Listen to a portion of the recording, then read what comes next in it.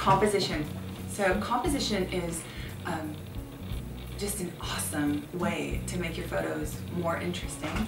And I'm going to go over, reiterate like my 3 favorite rules of composition. We just talked about it in the written post, but I think it's fun to talk about it too, just straight to you.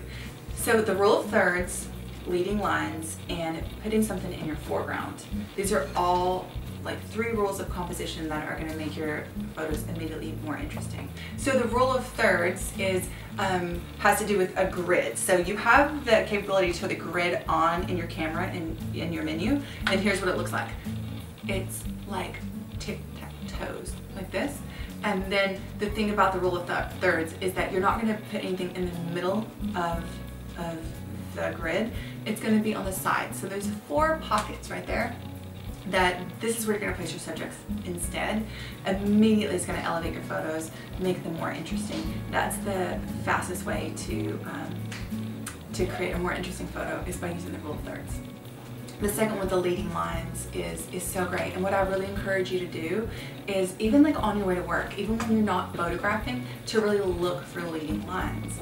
A lot of people go straight for like, oh, the fence or the railroad tracks are leading lines, but you know what else? So is like a sidewalk. You know, a sidewalk with like the trees lined, or any sort of shrubbery can be, you know, beautiful leading lines. New York City, you've got an alleyway, and the buildings up, those are leading lines.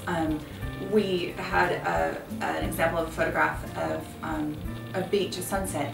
Well, the beach itself, leading up to the sunset, that's leading lines. So to really, really open your mind when you're talking about leading lines, because that's one rule of composition that's going to just really like bring your photos up, and people are going to be really excited to see them. The third one that I love is to put something in your foreground.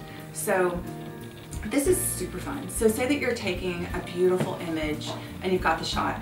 Then I think you should play around with putting something in your foreground. And we actually have another video for you called 4 for Foreground. So that's a fun one, so be sure to look at it. I'm going to give you 4 examples of things to put in your foreground that you would actually put in front of your lens, and it's going to really create depth in your composition, and therefore make your photograph more exciting to look at. So I'm excited for you to go play with composition and think about composition while you're shooting.